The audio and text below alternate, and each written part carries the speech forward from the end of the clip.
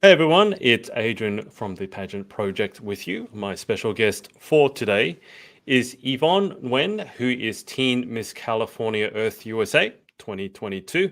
Just before I say hello, I will read out her bio. So Yvon Nguyen is 19 years old and the current Teen Miss California Earth USA 2022, competing at Teen Miss Earth USA 2022 in January. Not long to go now. Yvonne lost both of her parents to different types of cancer in 2013 and 2015. Enduring a bad foster home, Yvonne and her sisters moved from Texas to California to live with their aunt Nina. Since then, Yvonne has pursued her dreams of starting her modeling career and business regardless of her domestic and financial situation. She aims to inspire others through her story and teachings, showing others they can accomplish their dreams if they pour all of their hearts into it. She is the CEO of her own business, Yvonne's nonprofit modeling agency, where she helps people all around the nation learn about modeling for free. She is also an international model who has traveled to Cancun and Hawaii for work and has walked in New York Fashion Week, Los Angeles Fashion Week, Vietnam Fashion Week USA, and more. And you can follow her on Instagram at YVONTNGUYEN. A little bit hard to spell. Yvonne, how are you? I am doing well, thank you. How are you? I'm doing very well. Am I the only one who has troubles pronouncing or spelling your name?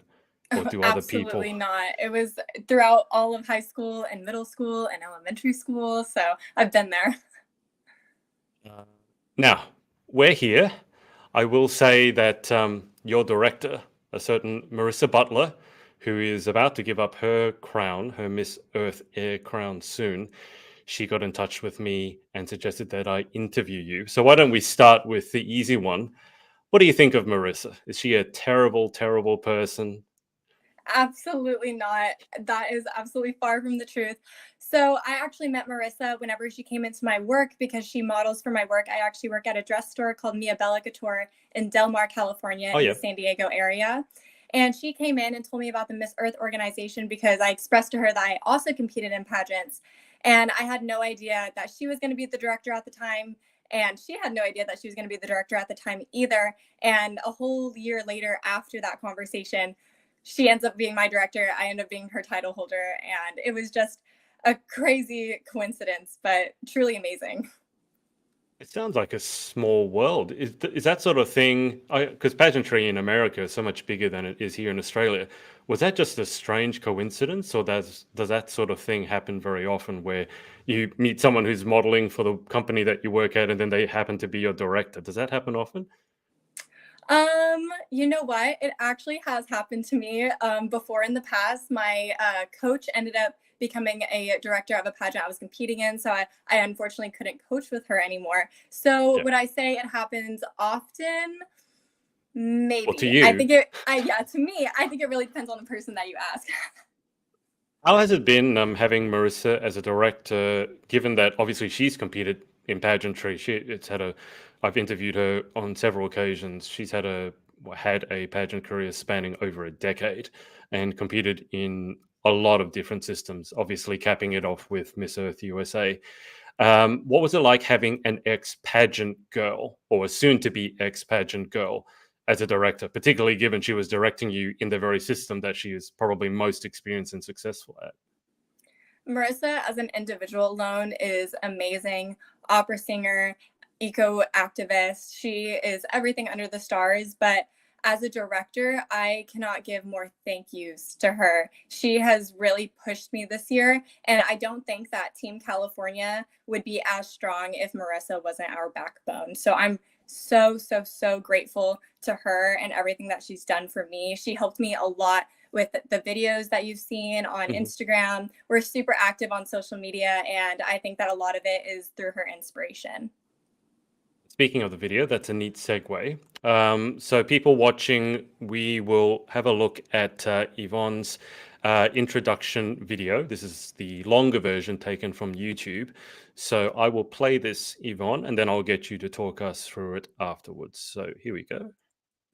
May 2022. I'm a Portuguese and Vietnamese international model, stylist, and CEO of Yvonne's nonprofit modeling agency. I was born and raised in Dallas, Texas with my mom, my dad, and my 2 sisters.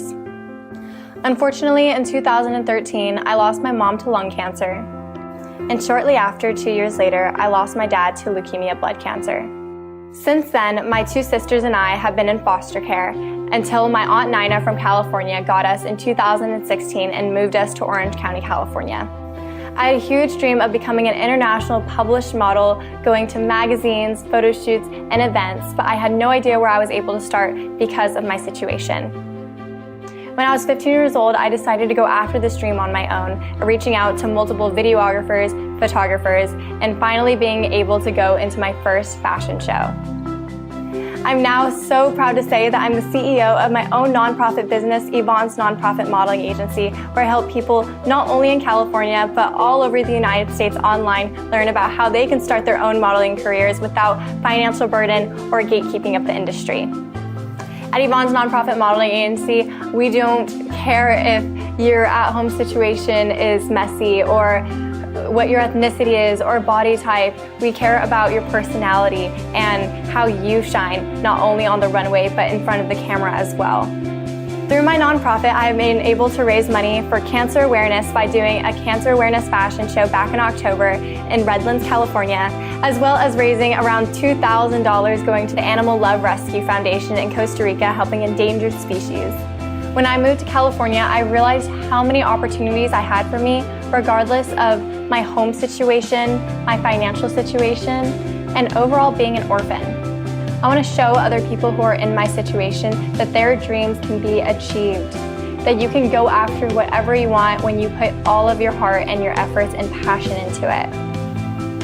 I never thought that I would be here and being able to say that I am Teen Miss California Earth USA 2022. I never thought that an orphan would ever be able to be on this stage, but I am so excited to be the little percentage that is able to. I want to inspire others with my story that they can accomplish anything, regardless of who they are or where they come from. I am strong, I am resilient, and I am Yvon Nguyen. How does it feel watching that back? Does it get the feels happening at all?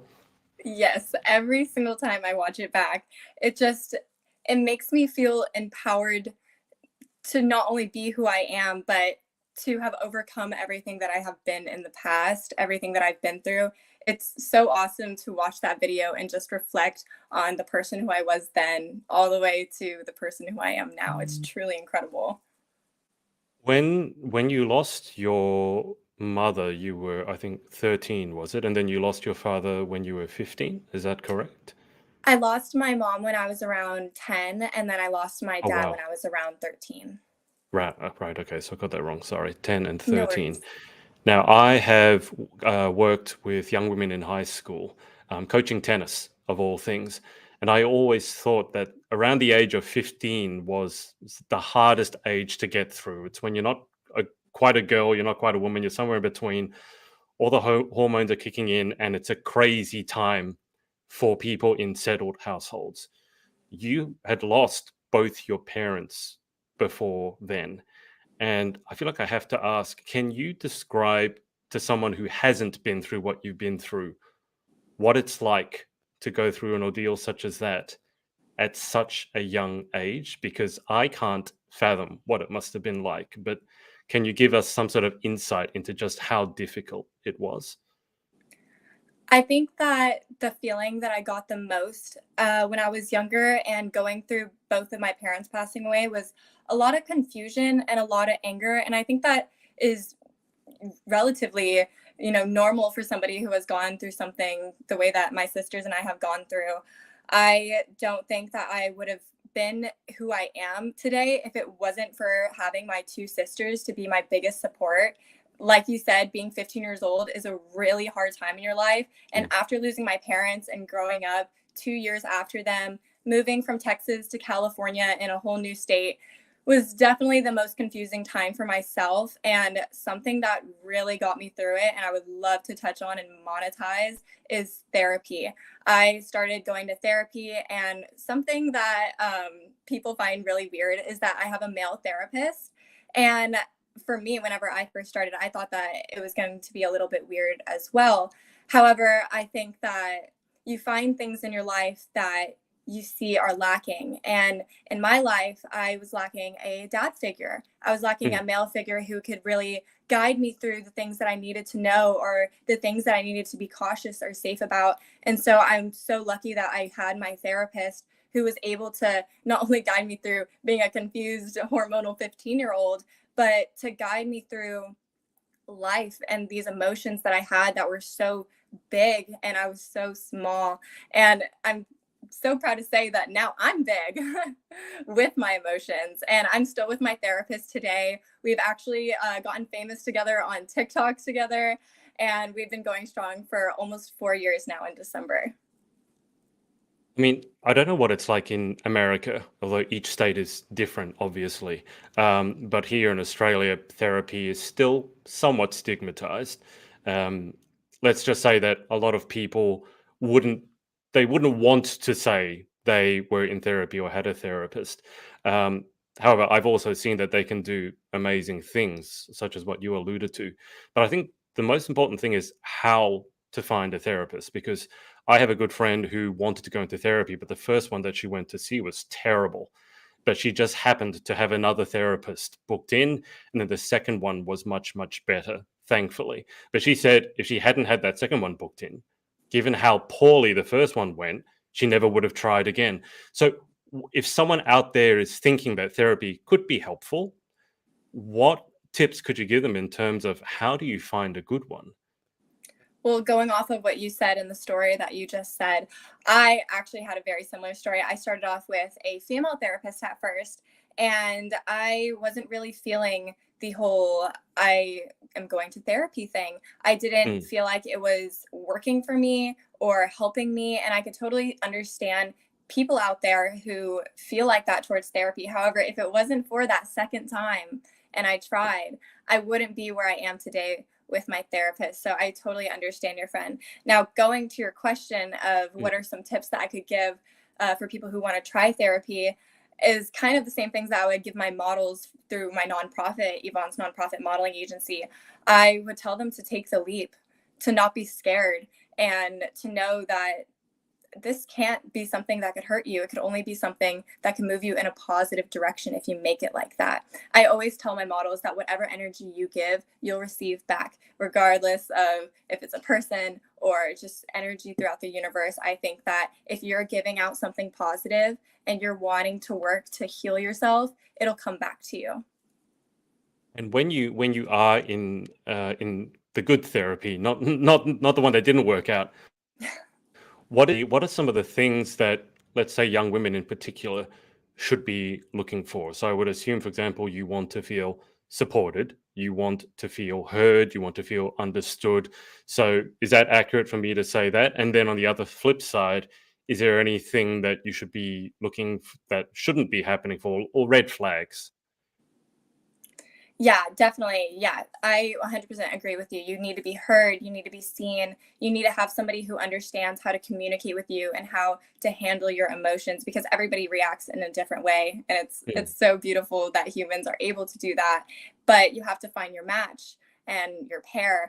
And so my biggest advice when finding a therapist would be to find a friend, because I wouldn't describe my therapist as anything else except my really good friend. I honestly don't really think of him as a therapist anymore because we have just gotten so close on a professional level. However, it's so much deeper than that because I get to know about him, but he, mm. of course, knows so much about me. I think it's opening up on both sides and having an understanding of course, this is a therapy and a client situation, but however, like these two individuals also care for each other emotionally wise. So I think that that is something that's really big, is to find a friend in your therapist. Red flags to stay away from. I didn't have a bad experience in therapy for my first time. It just wasn't really for me. I don't think that therapist was for me. And Right. that was okay because I bet that Yeah. that therapist was all right for somebody else. So Yeah. I think it's just kind of experimenting is what I Yeah. would say was what I kind of did was experiment. And if you don't know the answer to this, this is fine. But for young people, let's say, who want to go and see a therapist, but maybe they don't want their parents to know for some reason, do you have to get parental consent to see a therapist, or can you just see the therapist without the parental consent? I don't believe you have to have parental consent to go to therapy or life coaching either. Whenever I was in high school, I know that the college next to us, the private college, had therapy for $25 for students to be able to go there without their parents knowing, and to be able Wow, to okay. seek the help that they wanted to through the therapist at their schools. Right. That's a good deal. $25 for therapy. I know therapy and life coaching both over here can cost a lot more than that. So all right. Well, that's therapy, which obviously has been very, very helpful to you and could be helpful to other people with the mental health being the way it is at the moment. Let's take a step back and go to the easy question, which is what I normally start with. How did you get involved in the crazy world of pageantry to begin with? Yes. So I moved from Texas to California when I was 13 years old after being in the foster home, and my Aunt Nina came and rescued us essentially and moved us to Orange County, California. And that's where I started middle school. Now, whenever I was in middle school, a teacher came up to me, my English teacher, and he asked if I would ever be interested in competing in a pageant. And at first I said no, because I was a jock, soccer player. I didn't really have an interest in the whole pageant world. And then Mhm. he was like, "You could win money." And I was like, "Okay, I'm in. I'll do it."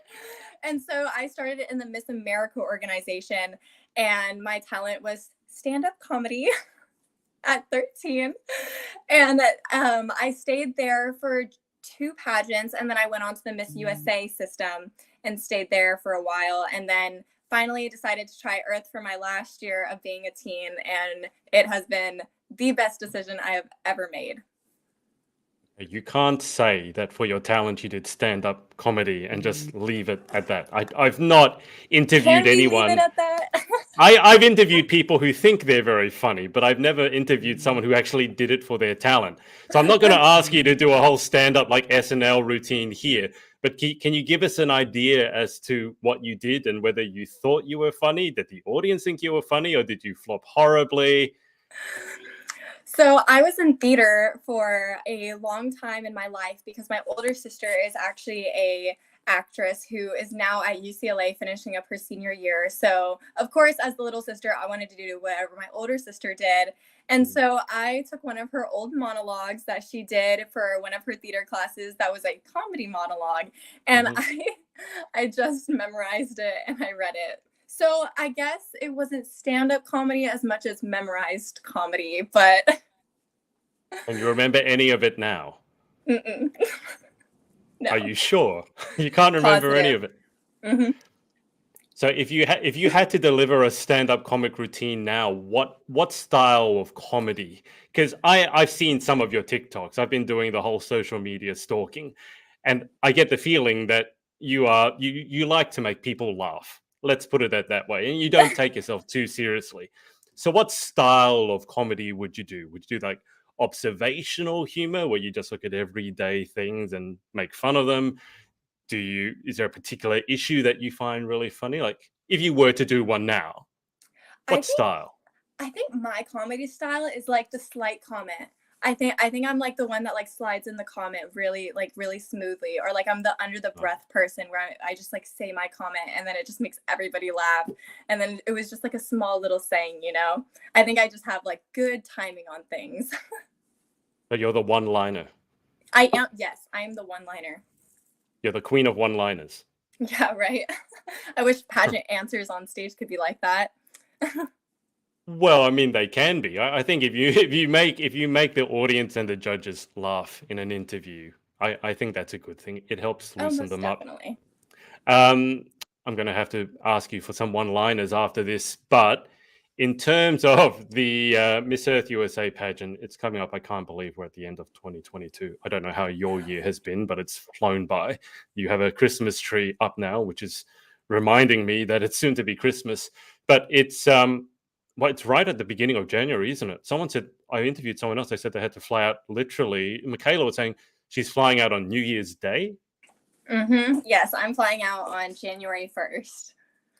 Right. Okay. So probably not a huge New Year's Eve, but how are the emotions feeling? How are you feeling at the moment, given that, it's about a month out and you got prep to do? Obviously, you're doing a lot of work, which we'll get into with your nonprofit modeling agency. But you've also got the festive period between now and then. And normally pageant prep and eating a lot of maybe unhealthy food doesn't go so well. So how's all the prep going? The prep is going amazing. Of course, with Marissa's support and help, I have a full team behind me. I think that right now, I just have my wardrobe getting ready. I have it all at my tailor because, of course, I work at my dress store. All my wardrobe is going to be from my store. So I'm really excited about that. My interview is going to be December 2nd, which is this Sunday. And it is actually in the morning. And I'm flying out to New York that night right after. So that is going to be really, really busy. But I'm really excited for that. I think that the biggest thing in my preparation is going to have to be my experience. I think that experience is definitely the biggest thing that a competitor can do for herself within preparation, because I think that experience goes so much longer than a lot of other things in preparation wise. So is the interview the part that you're most looking forward to? I mean, you have easy access to an amazing wardrobe by the sounds of it. So which part are you most excited about? My favorite parts of competition have to be, of course, the stage parts. I am a model and a performer, so I love to get out there and just strut my stuff. So I would have to say that I'm really excited for the runway competition because I've never done something like that before, unless a fun fashion counts. But I've never done a runway competition before in a pageant, so I'm really excited about that, and I'm really excited about my outfit for that. And then I love fitness as well. If the pageant doesn't have fun fashion, fitness is definitely my absolute favorite. I used to be really nervous about interview a lot. And all the time when I would get my scores back, they'd always be really good. But I would just always feel just not so right about it. And what I figured that I was doing was that I was finding or trying to find the perfect answer, when in reality, the perfect answer was whatever came out of my mouth. Hmm. Well, the perfect answer doesn't exist. Mhm. But as someone, so you're what they call like a theater kid. You love the drama, you love modeling, you love being on stage. As someone who's not done that, I got to ask, do you feel like any nerves before you go on? Like, do you get nervous at all? Or do you look at that and go, oh, this is really exciting? Because I have the opposite with public speaking. Most people are terrified of public speaking. I love it. So I'm weird that way. When it comes to the runway part, do you get any nerves or you're like just really, really excited? I think that whenever I'm driving in my car on the way to work and I'm thinking about being at Miss Earth USA and being on stage and in my interview, I think that that's when my heart is starting to race the most. But whenever I'm there, I think that I'm just in the game and I'm ready to go. And whenever I get on stage, I know what I'm doing. And I think that it's just the sense of model in me that I just like, I want to get out there. I want to go. I'm so excited. So the nerves, not so much in the moment in the Mhm. pageant than excitement, but definitely in the preparation time, like right now, that's definitely when the nerves hit me and I'm like, okay, we got to go, we got to get more ready. But it just pushes me to be better. So I'm grateful for the nerves, just turn them into excitement. So basically, when you have too much time on your hands and you begin to overthink, and you get in your own head, that's when you get nervous. Most definitely. I have a 35-minute drive to work there and back every day, and it's a lot of time to think. Don't you just turn on music and sing along really loudly to whatever music floats your boat at the current moment? See, that's the hard part for me because so I always tell people that if I ever got the question in a pageant, like what's my favorite song or what kind of genre of music I want to listen to or that I like to listen to, I think that that would be the hardest question for me because I personally do not get into music. I like things that everybody can sing to. So I guess throwbacks are my favorite, but whenever I'm in the car, yeah, I'm either sitting in silence or I'm listening into a podcast or the Right. four songs that I do listen to. But I feel like so sad about it. But yeah, that's what I do in the car is think a lot. Sometimes not good if you're overthinking, but so I think a lot. kind of plan out my day, and then listen to my 4 songs and the podcast that I like to listen to. What are the 4 songs? So right now they change, but they're mostly songs that I want to listen to while I'm like on the stage of Teen Miss Earth USA. So right now it is Bad in Love by Halsey. Everything is Blue by Halsey. I hope that doesn't give away any secret or anything. Don't Blame Me, Taylor Swift. And have you forgotten your own favorite song? Yeah, I kind of forgot my own favorite song. Oh, We Belong, Pat Benatar. Throwback. Wow. That's slightly different on the last one. I mean, I've seen your TikToks. You obviously know the songs because I've seen a few of them where you're mouthing along to the words. So, I mean, do you not know the song and then spend time studying what the lyrics are before you do the TikTok? I know the sound of the TikTok. Sometimes I don't know the song. Okay. All right. I was like, how do you get TikTok famous without knowing actual like songs? Because that's what everyone does. It's all dancing to songs and mouthing songs. We need to exactly. There's a lot of attitude in some of those ones, which is cool. Let's get onto your nonprofit modeling agency. Just before we do that, I don't have much experience. I have no experience modeling myself, but I just feel like I want to ask you because you had a lot of experience modeling all around the world at this stage. Do you have any favorite poses? Like how does a shoot actually go? So when you go there, is it collaborative? Does it depend? Does a photographer tell you what to do? Do you collaborate and say, oh, let's try this, let's try this? Do you have you said you had your 4 favorite songs? Do you have 4 favorite poses? Like, give me an insight into like behind the scenes of the shoot, because we see the end result, but I'm more fascinated when people show the like behind the scenes stuff. And, you see the end result and it's like this really glamorous, drop dead gorgeous shot, but then you see it behind the scenes and it's just nonstop laughter. So can you give us an insider's look into the modeling world? Yeah, so it really depends on what kind of model you are and, of course, what type of photographer you are. So let's take freelance models. Freelance models are the models that do mostly non-paid gigs, collaborations, and such as. So those are going to be the ones that aren't getting paid but are doing collaborations with photographers. So they will take pictures, do their own hair and makeup, or they might hire a makeup artist who also wants to collab with them too. And then they will all do a shoot together, pick a location, meet there, and then they'll just interchange all the pictures and, give them to each other just so everybody can get exposure. Those models are mostly the ones that are there to build their portfolios, get their digitals, and truly get exposure and the experience that they need in order to get into an agency and start getting signed and everything. And then we go to those models who are signed. Those models get booked by their own agencies, and those agencies give them work, and they go out and they audition or submit, or they're already casted and they go to the shoot. Usually they already have a hired makeup and hair artist and everything's all set up and everything. It's more organized and professional, and within writing and everything are going to be those models who are signed to agencies and are doing those shoots with photographers who are hired by the brands or designers who are doing those shoots. Does that make sense?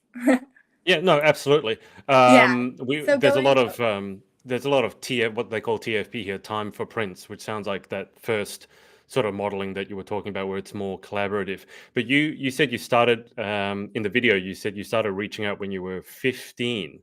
So how did you start that? Because I know a lot of girls want to get into modeling, they have no idea where to start. And I think this leads us neatly into your modeling agency. So where did you start? You're 15, you've lost both your parents, you've had a bad foster experience, you've moved. I was just recently in Texas and I've been to California. Those 2 places are not the same at all. So you've moved, might as well be to another country. Where does 15-year-old Yvonne start with her modeling dreams? So I had no idea where to start. According to the video, I just did not understand where to start, how to do it, and how I could be able to do it with the situation that I was in, especially moving and being new to California. And so I decided to just start mass reaching out to photographers and videographers. And something else that I did was me and my friend Kang in high school in middle school actually started to take pictures together, basically like a collaboration photo shoot. And I was the model and he was the photographer because he wanted to Right. start building his portfolio. And I wanted really cool Instagram pictures. And so I started to post these Instagram pictures and have a pretty professional Instagram at a really young age, even though it was just my down the street friend taking these pictures. So I decided that I wanted to mass reach out to photographers and videographers and start doing collaboration work because I had no idea what else I could do. And I think that because I had such a professional looking Instagram and like I had the exposure and sort of experience with my friend, they decided to take me on and say yes. And that's whenever I started doing collaborations. And then that's when I discovered the world of networking and connecting and how important kindness is to other people, because that's when I started making connections left and right. And then eventually going into my first fashion show. And that's whenever I started blowing up from there. And it's just been crazy ever since. So it sounds like what you're saying is the main thing is reach out, be tenacious, don't give up, but then also treat people, you said kindly, I like to say professionally, so that, because bad word of mouth can get around very quickly in any industry. So if you treat someone poorly, people are going to find out. So is that fair to say where you started, just reaching out and being kind, basically? Yeah, definitely. And I realized that there was no, you know, place or resource where people can come in and learn about modeling or how that they can get into the industry. And so that's why I decided to create Yvonne's nonprofit modeling agency. Let's get into that now. So you were 15 when you decided you wanted to get into modeling, giving it a go. At what stage did the idea for the nonprofit modeling agency come into it, and why nonprofit? Because you could easily have started a commercial modeling agency and charge people for it. So, how did you have the idea of starting an agency, and particularly a nonprofit one? So, a former judge of mine at a pageant I competed in a few years ago reached out to me and asked how she could get into modeling. And so I gave her a few resources and links here and there. And all of a sudden, she started blowing up. She was walking in Orange County Fashion Week, LA Fashion Week, traveling to Canada, stuff that I've never even done before. And so I told my best friend who I live with, I was like, I would be a really good modeling agent. Maybe I'd do that one day. And we didn't know that that day was going to be the next day because I told her, I was like, okay, I have a new Oh, idea. okay. I want to start my modeling agency. I want to make a nonprofit because I've been in the situation before of wanting to be a model, but being in what seemed like an impossible situation and not really knowing where to start and having this financial burden of, wanting to get photographers and hairstylists and everything like that, but not being able to afford it for my portfolio. So I wanted to start this nonprofit to give people that opportunity and to be able to come in and to learn, to grow, to make friends, and to have a second resource and family to them within the modeling industry, because it really can be a scary place too. And so I want to give them a really safe resource. So if someone wants to get involved with you, like what's the general process they go through? I understand you have workshops, is that correct? And they come along to one of the workshops. Is that how it goes? Do they reach out to you individually on Instagram or through email? Yeah, so we post our workshops. We usually do one or two per month, and we will post a flyer with all the information on it and then an RSVP link. All they have to do is fill out the RSVP form, submit it, and then a few days to a week before the workshop, they will get their confirmation email, all the information that they need, what they need to bring, and the schedule and what they need to expect for the workshop. And then, of course, I say any question, comments, or concerns, they can always reach out to me. I have models texting me 24/7, asking me questions, and I'm always on my phone texting them back because I want to be that resource for them. Same thing with pageant girls with my job, my actual job at Mia Bella Couture. I have girls texting me from 11 to 6 p.m. Oh my gosh, do you have this dress? What size is this dress? And I absolutely love it because anything to make these people feel as confident as they can. Do you ever just need to relax away from the sparkly world? Because I mean, your work is sparkly, your nonprofit is sparkly again. Do you ever feel like you just need to go home and just wear tracky dacks? I don't know if you say guys say that, like track suits, and just slum it a little bit, eat some pizza, or are What do you you think I was always? doing right before this? I have no idea. I mean, you said you finished work at 6, I did so it's finish work. Last night after my workshop, though, I did get into sweatpants and eat pizza with my friends. So well, there that's you go. exactly what I did, actually, from Domino's, because they were having a 50% off for Black Friday. Plug for Domino's. Do you ever get sore feet? Just random question.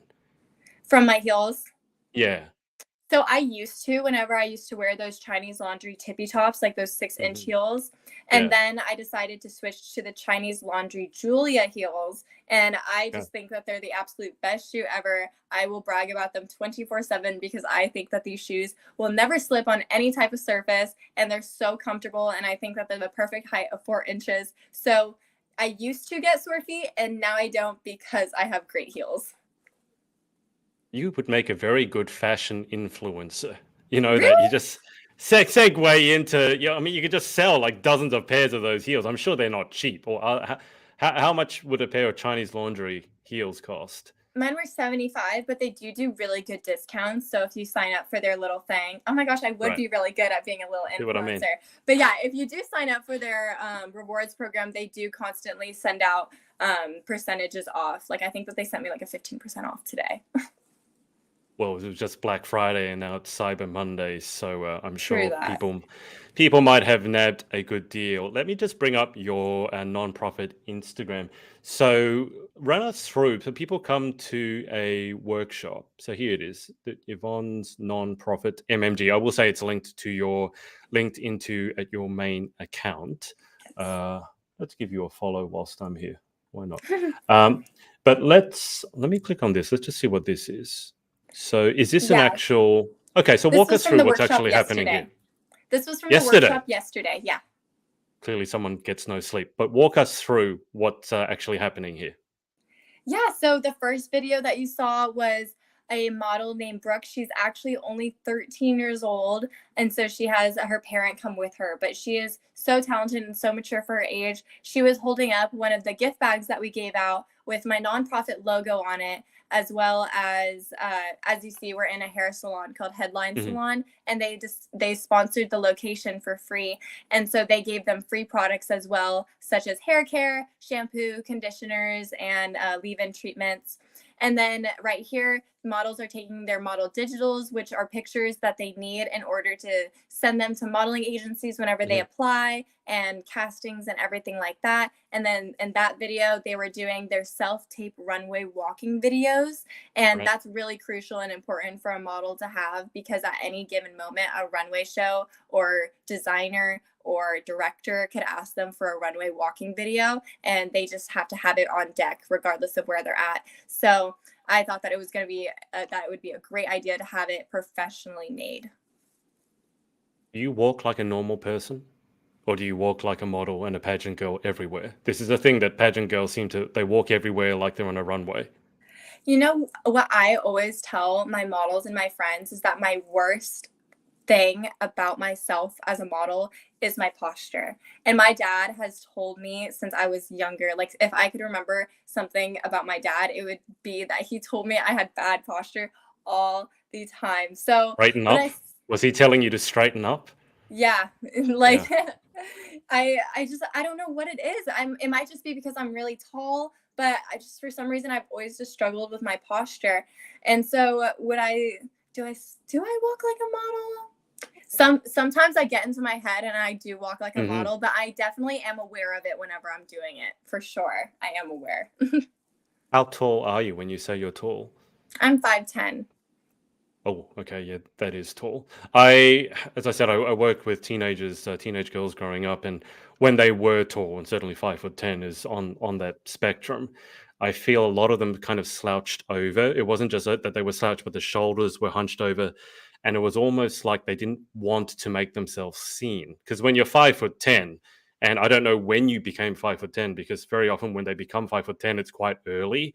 So everyone else is 4'10" and they're 5'10", so they really stand out, and it can make you a bit self-conscious. So was that the case with you going through school? When did you become that tall, and did you struggle with it at all? I honestly didn't struggle with my height. Throughout my schooling years, I was usually like in the median of heights within my classrooms. So my height was never really a problem. However, I was just always tall. Mm. I know I had a really big growth spurt around my sophomore year, and that's whenever I went from 5'6" all the way to 5'10". I would say I'm maybe 5'9 3/4, but on Close enough. paperwork, we're 5'10".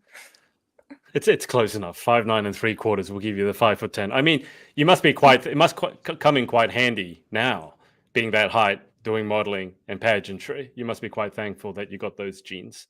Most definitely, because my older and my younger sister are below 5'5", and I'm the only one that got tall. I'm sure they're never jealous about that and never rub your face in it at all. So, if someone wants to get involved with your modeling agency, whether they want direction themselves or maybe they want to reach out and support the work you're doing, what's the best way to get in touch? Yeah, so that would just be following the Instagram, Yvon's Nonprofit MMG. So I'll spell that out for you at YVONSNONPROFIT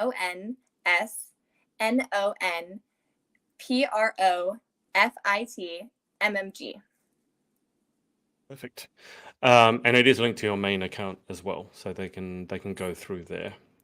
All right. Well, Yvonne, we've been on for a minute. Just before we get to the final 10 questions, is there anyone you'd like to give a shout out to for supporting you along your journey, pageant and otherwise?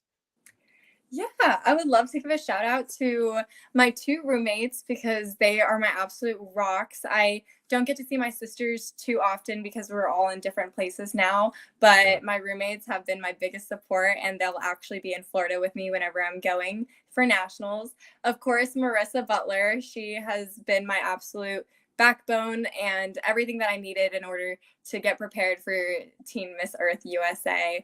And my last shout out would be to my work and all the girls there because they have supported me so much and getting my gown ready and making sure that it's all right whenever I'm not at the store and everything like that. So I absolutely love all of you guys. Just before we do the final 10, I was listening to the radio yesterday, and they said it's bad luck to put up a Christmas tree before the 1st of December. Can I just ask, when did that Christmas tree go up? Before Thanksgiving. Are you or someone you know a Christmas tragic? I don't think I'm a Christmas tragic. You put it up before Thanksgiving. I mean, it looks like it could do with a few more. You don't have any tinsel or anything. I know. He's a small tree though. He's only 4 foot. Well, he needs some tinsel and some lights. Okay. Oh, he has lights. He has lights. Oh, there we go. Okay. You should have turned that on at the beginning. That looks much more festive. He looked a bit sad and sorry standing in the corner all by himself. All right. Okay. Let's get to the final 10 questions. Random questions. Number 1. What is your favorite word? My favorite word? Oh my gosh. Okay. Can we come back to that one? That one's so hard. Sure. We'll go to number 2, which is what is your least favorite word? I'll just hop on the bandwagon and say moist because I can't think of something right now. Do you actually not like the word moist? It's not my favorite. Okay, that's fair enough. I don't think well, no, I shouldn't say no one. Someone did say that their favorite word was moist, but that was purely because of the reaction it got from other people. So I don't think that quite counts. So that was number 2. What was your least favorite word? Whenever a favorite word pops into your head, let me know. Question 3, in life, what gets you excited or what turns you on? Helping others achieve their dreams. Question 4, what turns you off?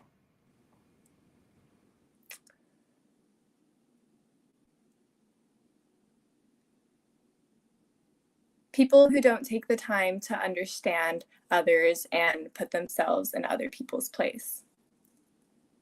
Sounds like you just described social media in a nutshell. Question 5, what sound or noise do you love?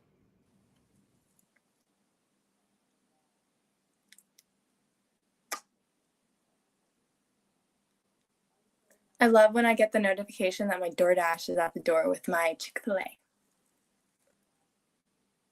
You know Have you how ever interviewed a teen before? I've interviewed multiple people whose favorite sound somehow has something to do with food. And it wouldn't be a pageant interview if we didn't talk about food. Someone said their favorite sound, my favorite sound is the sound of the microwave going off because it means my dinner is ready. Since someone else said same thing about you, but with Uber. So what did you say, DoorDash, when actually DoorDash here just closed in Australia? They got swallowed up by Really? Uber. Yeah, they weren't doing well enough because Uber is much bigger. But I'm not a what did fan you of Uber. They blocked me because so it was Uber Eats blocked me and Uber blocked me because I was in Dallas and so I get really scared in cars. I don't like cars and he wasn't driving very safe. So I guess I backseat drove him and I was like, hey, like in a nice way, can you drive better? And I guess I got reported and I am not allowed to use Uber and Uber Eats anymore. So now we're team DoorDash and Lyft. I will say, when I was in Texas, I took an Uber, and the woman who picked me up, God save her, I think she's a nice person, but it was the most terrifying 10 minutes of my life. I was in Dallas, Texas, and she was telling me how bad drivers are in Dallas, Texas. And I swear to God, she almost ran into cars like 3 or 4 times in 10 minutes. So I do sympathize with you. I think it's a bit harsh that you got blocked, but I can. But what did you say the DoorDash delivers to you? I didn't hear what you said when they Yeah, deliver the you. DoorDash delivers like my What did you? groceries and Chick-fil-A. What's Chick-fil-A? Chick-fil-A? I You don't know. know what I'm assuming it's chicken, but other Yeah, than so that, it's like a fast food chain, but it's like a little bit better than fast food. Like a little okay. bit of a step up. It's like a healthier food option. But Okay. it has like chicken sandwiches and French fries and mac and cheese. It's really good. Oh, Next time you're in the States, you have to try it.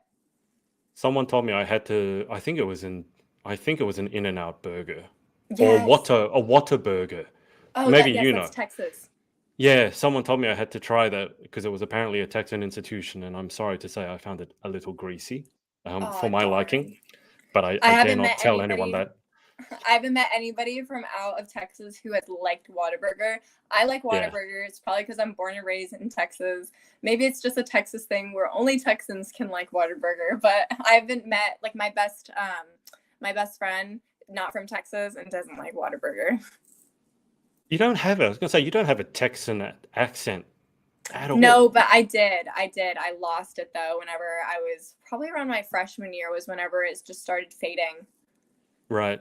Can you lapse back into it, or is it gone for good? I think I can lax back into it most definitely. There you go. Yeah. Hi, I'm Yvon Nguyen. I'm your Teen Miss California Earth USA 2022. Say that two again. 2022. You. Two. I love the Southern accents. I have a good friend who's from the South, South Carolina, and I just love listening to anything she says because it sounds so old-fashioned and so polite, and it's so nice to listen to. Anyway, we got sidetracked on that because we're talking about food. Question 6 is: what sound or noise do you hate?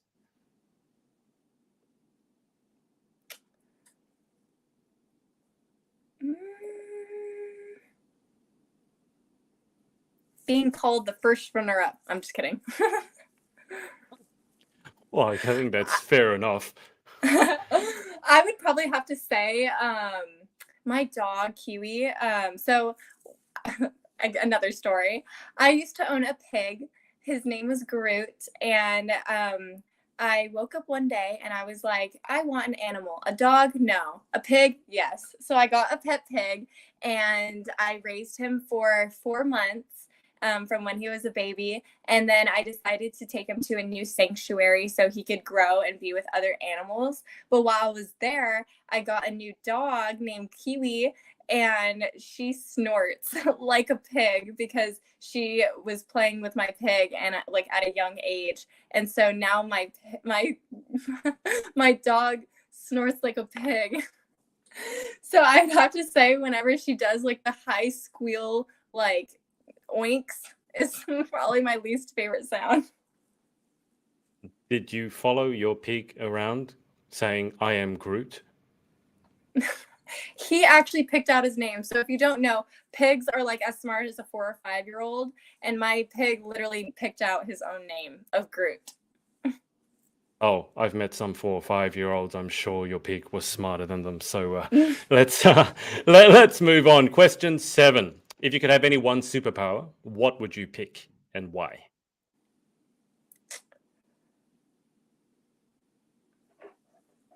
I think I'd pick the power to be able to heal people. However, that's so hard because I would want the power to heal people, but of course, like I wouldn't want to take that away because like it'll make them stronger in the end. But I would like to take pain away temporarily for people. I understand. Question 8. What job, other than your own, would you most like to attempt? I really want to become an NFL broadcaster one day. Growing up in Texas, my parents were really involved in football. My mom was a really big Patriots and Tom Brady fan, and so I'm a huge Patriots and Tom Brady fan, and so I would love to be an NFL broadcaster. Hopefully, whenever he retires, I could work right next to him.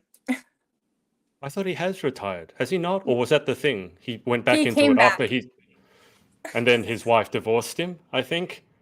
Yes, but new stuff is coming out that she cheated on him.